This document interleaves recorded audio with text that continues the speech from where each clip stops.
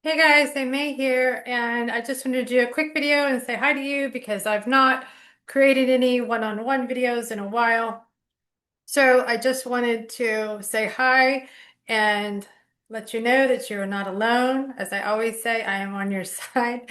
And just like you, I'm feeling this massive shift in time, speeding, warp speed. So much to the effect that it's hard to get anything done in a day. And like I know that you are feeling it. I am feeling it across the board in this hologram, if you will. What can I say? I mean, Saturn is in fire. He's in Aries. He's in fire, and here we are in the year of the fire horse, right? And so that's all just about consciousness. And Saturn is about to go into retrograde towards the end of the month. That's Chronos. That's the father time. Is things is it going to slow down? I would be interested to see. It could even speed up, hmm. But what I'm getting at is that just like you, and I always feel what you guys feel. I feel like we're on the same frequency, and as frustrated as I get with YouTube and my restriction, with the exception of my large following in Pakistan, in Pakistan and India, which is fine, and I appreciate them, and as far as that's where I get a lot of emails, and I can see on the subscriber list. I'm heavily restricted though in this part of the simulation. So if it somehow made its way to you, I feel like we're on the same frequency. I am a firm believer. I always talk about logging into the analog, and I am a firm believer in destiny and in fated situations, especially considering that we live in an encoded system, right? I think we can agree on that. And it's a type of quantum-based field in which we are in. I can see it. I've had visions. I have experiences, and it's not just, I mean, some of that is inner knowing, right? It's an intrinsic, but also I've had some very real visions, which only gives me the confidence to say these things, and that it's a type of hologram. It's a holographic system, and you couple that with the fact that we are into this, in the Black Mirror screen-based world. We're always on the screens. And so I try to come to you, which what I think is, well, I feel like it's a unique, I don't know. I don't do a lot of research on what other truthers or in our world are coming to you with, but I will say, I'm very true when I talk to you about logging into the analog, which is a play on words, which is a pun. What I mean is that is where we engage consciousness. That is where the highest level of activation, as far as I can tell, actually occurs. In other words, logging into the analog, what it means, to be specific, is it means being connecting with and activating and elevating the most who man, us, but also that outer layer of yourself that you can't see. There's a wireless anatomy here. There's an ether here. Some call it aura. It's a software system. But that software system, from what I can tell, craves, and he or she loves engagement that you can only experience in a very analog way. That is not digital. And this is one thing we are deprived of, from what I can see in this hologram and in this experience. The human and the soul together with the layers of consciousness, which makes up this whole experience, is depleted. It's starving. It's starving for actual creative interaction, whether that be pen to paper, right? Whether that be sketching, painting, anything, anything involving the hands. I would urge you and encourage you to do this. I live by this. I come to you on the screen, obviously. I create recordings, I do these voiceovers, I talk to you. It is part of creating my channel for you. But the thing is I step away a lot. I spend a lot of time doing like pen to paper, notebooks, painting, drawing as much as I can. I know it's so hard in this fast-paced, warp speed hologram in which we exist. I know it's hard, trust me. But I will say this, there's a part of you, like when you were a child or when you were an adolescent, that was a natural explorer and naturally digging deep into the analog before all this occurred, whether it was when you were 5 or 10 or 15. And one thing that this system pushes is for us to move away from that. And what we need is to reconnect to that aspect of ourselves that found the joy in the analog, right? In which is even though it's a hologram, we must ask ourselves, we're not sure when this all started. Was it layer upon layer? When you were a child, was that also part of the holographic universe? I believe that it was, but I believe it was a more real version of what we have now. So, so what I'm getting at is those those very who-man activities, pen to paper. I will show you, for example, I don't have any problem showing you. I mean, I fill up notebooks, right? And this is where I take my notes and then I create videos for you. And I have tons of them, and I'm always writing pen to paper, always. And I urge you in videos, and I say this often, to find a pen, take your notes, journal before it's in a museum, before the pen's in a museum, and before it's just completely obsolete, right? And truth be told, you could even lose your ability to write your penmanship. So this is one thing that I think that is being removed from our file-based experience is the writing and the pens and things like this. And when you reactivate and latch back onto that, there's a connection to the outer layer of consciousness. And I think what we all want is to receive, not just me, because I come to you with my cosmic messages, which is just an outer layer of consciousness, but you want your cosmic messages. So the whole point is to encourage you, the same for you. That's why I'm here. Because if it can happen to me, why can't it happen to you? So how is that possible? How is that done? So through meditation, through creativity, through the analog, never through the digital. It doesn't, I mean, of course there are videos. I get videos in my cattle feed, too. There's lots of these, there's lots of these videos typically with some old British sounding professor talking to us occult knowledge. And that's just fine. I mean, that's interesting, right? But the thing is it's meant there, it's there to entice us, to engage us, and to hook us in. But the thing is, that is one aspect of you that is drawn to that and wants that research and that knowledge. But I urge you instead to look to actual texts and to utilize pen to paper and to use more analog methods, right? So so having said that, one thing that I wanted to talk to you, and this is a little bit of stream of consciousness because I thought I haven't created a video in a while, and this week I'm creating several videos. So they're going to be, some are going to be on the current zodiac and what's coming up, and also obviously on language. It's always on language, and it's always on decoding the encoded system, right?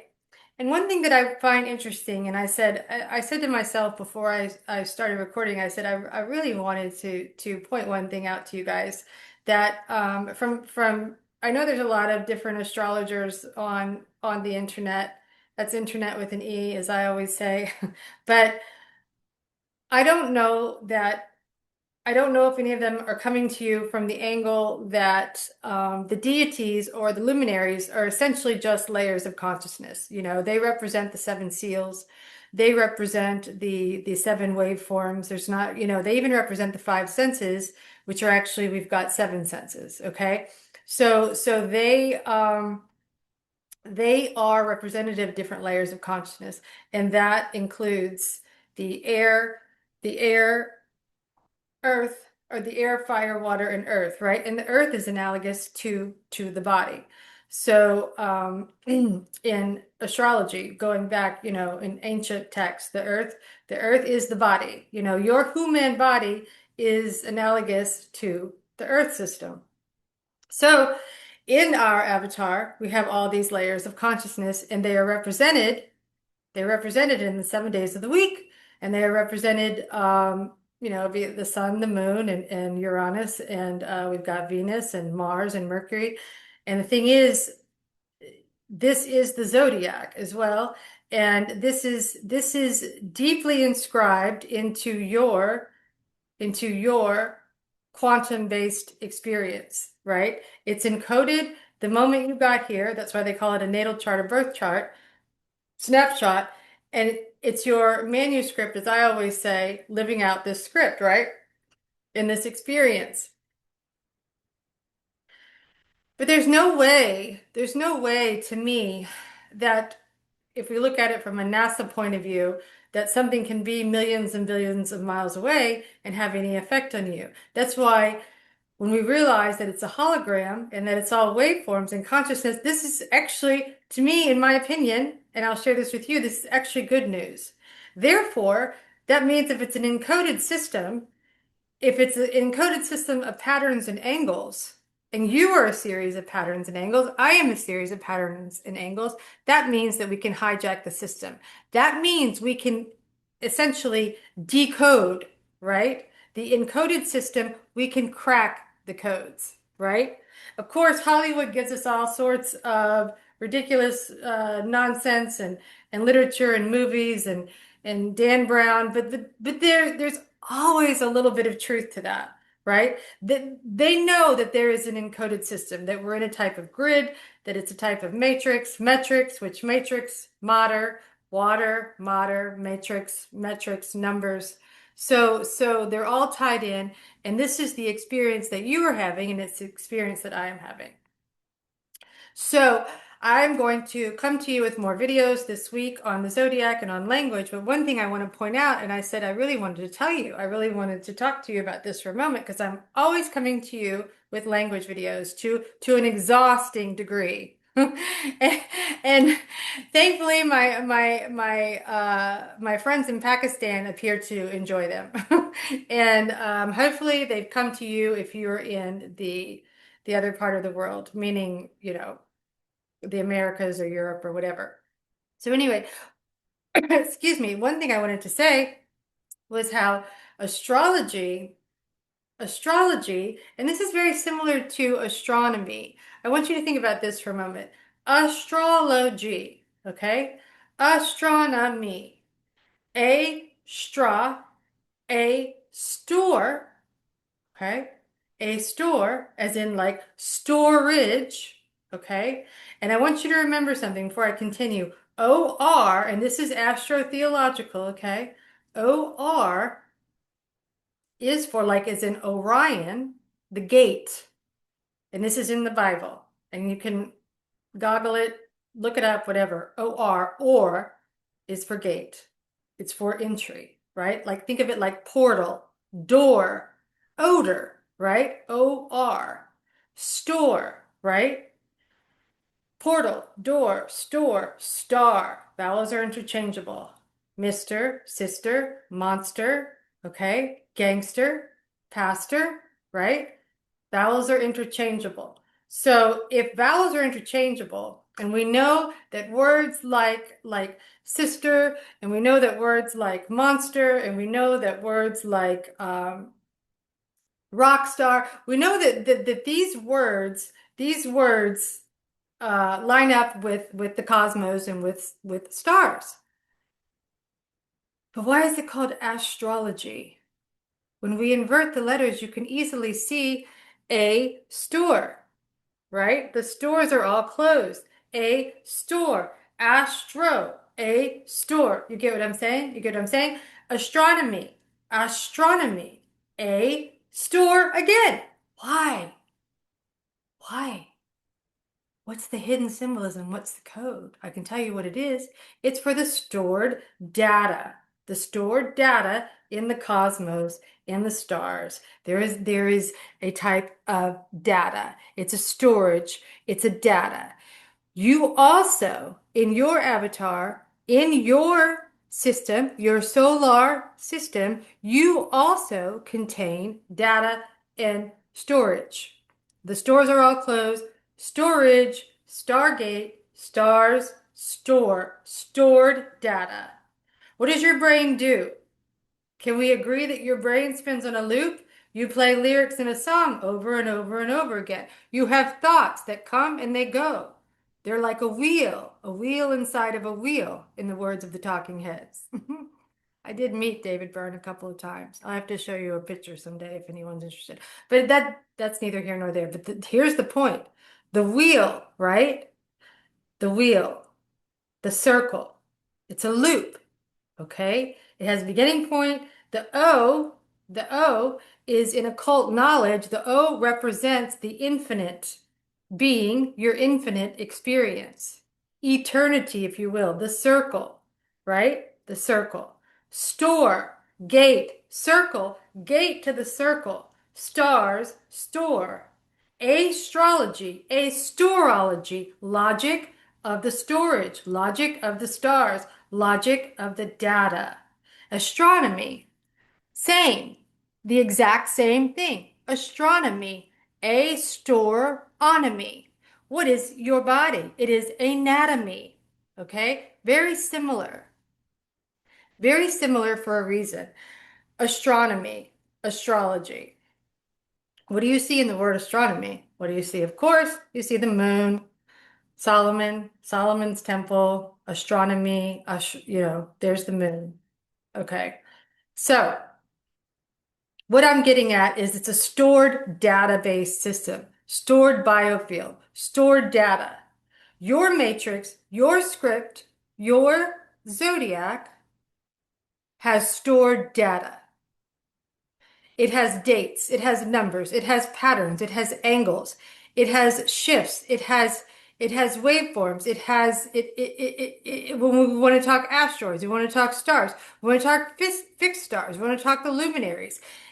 And throughout the experience, from the moment you got here, which is all not even real because you're just having an experience, but from what we perceive by the projected field, that you got here until you leave here, it's a stored data system, and yours is different from mine, right? Why is everyone's different? I mean, that's what I'm getting at. What I'm saying is it is a blueprint, it is a scripture, it is a man that you script.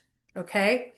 So so, from what I can tell, as far as consciousness and as far as astrology, is how can that help us essentially to activate the third eye, to activate that higher self, that ethereal self, because it's a software system. It's a computer system. It's a software system. It's like Microsoft. Um, I'm sure that name is for a reason, and we won't laugh about what happened. But what I'm getting at, it's a software system. You have a hardware in the brain. That's the brain, that's the RAM, that's Aries, right? Taurus right below, Ram, ramble on, bull, ram. Earth, fire. Fire's at the top. Heaven, heel. Pisces at the bottom. Okay? Fire at the top. You go into 4 layers and you keep going. It repeats itself continuously. A wheel inside a wheel. It loops. Okay? The whole system. We can essentially go from the tips of our fingers to our toes, and we can see the zodiac. And the thing is it's a software system. And when I was in college, now my education was focused on English and literature and linguistics, etymology. I studied Middle English, I studied Chaucer, I studied Shakespeare at the University of New Orleans. And even though language and literature was my studies and my focus, I also focused for a couple of years on art history because I am an artist, I'm a painter, and I'm not going to get into that. But in history, so what I'm getting at is what we can see in art history when it comes to astrology and astorology. You can also see in the word history, high story, store again. Why? Why? Well, I'm going to tell you why. Because they're all one and the same. It's all one and the same. It's all about stored data. So on a Microsoft level, you're the microcosm with your software. You've got the mechanisms of your brain, which the designer, the architect of this system knew that the mechanisms of the brain would function this way and project this field, right? And project this by way of the five senses, this perception, this experience, this file-based existence. So here's the thing. High story, history, stored data. That is the theme of this video from me to you because I have not seen you in a while. I wanted to come on and say hi and talk to you. Hi story, history. A lot of people talk about his story, right? And they use it as a play on words, as a pun. His story, high story. I say high story because it's a story, right? What's a fairy tale? It's a story. So stored data. And here's another interesting thing about the word history. And I don't know if you've heard this before, I'll say it, I have no idea, but this is what's come to me, is the fact that the word history also has what? Thor. Thor is in the word history, right? Thor is in the word history. Why? Why? It's a layer of consciousness. Thor, Jupiter, mythological character, but it's a layer of consciousness. It's a benefic being, a benefic layer of consciousness, which brings us luck and opportunity. When at the right angle and the right pattern, we can see you can see it in your zodiac. I can see it in mine. And I just find it interesting that that Thor is in the word history as well as in Rothschild. A lot of people will talk about the red door, the Rothschilds, and in my elite flying career, I mean, I didn't actually meet, well, that's for another time. But Rothschild, what do you see in Rothschild? Between you and me, just between in this little corner of the internet and our little secret, but which since I'm so restricted, we're gonna say it's top secret because I'm so restricted. But you see Thor in Rothschild. There's a reason for that. There's a reason for that. It's a layer of consciousness, and the Rothschilds, which regardless of your opinion on that, of course, that's a cult. It's hidden knowledge. It's hidden knowledge. Of course, the elite systems now and in time, no, it's all about consciousness. And that's one of the things, that's the only difference is they had knowledge, but we have knowledge too, right? And you will get more and more knowledge the more and more you understand your patterns, your system, your personal diagram, your personal blueprint. So I see personally, I see so many codes in language. Now I know that that's my background. I mean, that's my studies, my degree. But I also, the last couple of years, can attest to the fact that I have been sort of clairvoyantly channeling an aspect of myself. It's definitely part of me. It's not anything weird, not anything strange. I'm not hearing voices. I am in New Orleans. I am in the mystical capital of the world. So that being said, and I am seventh generation. I come from a background of My grandfather he founded the Institute of Hypnosis. I've had several psychics in my family. I had years of experiences of astral projection. And there are several clues right when I hear between you and me, right when I hear someone talking about astral projection, I'll be honest with you, I can tell right away if it's true or not. There's a couple of things that I know intrinsically that occur when we leave the body. And did you know that a lot of people think that, and it could be true, a lot of people um, in the ancient world believe that we leave the body every night, that the soul leaves the body every night. So, and I didn't mean to go off on a tangent there, but what I wanted to talk to you about, I wanted to just come say hi, do a very basic re-intro video as I start to make you more videos. I have to get it's just you have to get used to talking to yourself, even though I know I'm talking to you. So I love to hear from you guys. I wonder if I hope that you understand what I'm saying when I'm speaking on a store, astrology. Um, stored data. You, on the very microcosm level, have stored data from your birth, from last week, from today to what's coming up. You know, it's a constant fluctuation of stored data and patterns and angles. So on the same level, that's subjective and objective reality. And on the same level, there is a type of in the hologram experiences that we are all experiencing. What I'm getting at is that it's also stored data.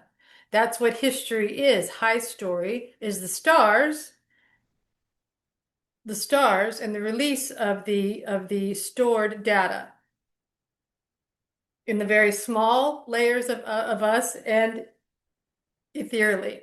And it's a synergistic, symbiotic relationship. We are the cosmos is you can see it. You can see it in you can see it. I've talked to you many times about the fornix, the fornix inside of us, the fornax in the sky. You can see it in your the mechanisms of the brain, as far as not just the fornix and the fornax. There's also several different. There's Siri. There's Iris. There's a direct correlation. You can find just about any part of your avatar you can find in the sky. So there's a reason for that. Is there a man in the sky? Yes. Yes, and it's you. So I will stop there. I know I'm fidgeting, but I really wanted to talk about um, the zodiac and astrology and come to you and let you know that I'm creating some more videos coming up on language and some more decodes. I have been creating videos, but just in voice, just so I can show you images and I can explain. But I think that it's important that I come to you on a very personal level and come speak to you and let you know that I am here to share even more knowledge with you and so that we can connect to the higher self so I can help you connect to what's the whole point is for you to connect to your higher self. And that is what I mean when I talk about logging into the analog. Creativity, but in a very human sense. I think that we're at risk of detaching from your most spiritual self when there's too much screen time, too much digital time. So so, so logging into the analog is a play on words, a pun, if you will, on actually doing those very creative based activities, pen to paper, like journaling, sketching.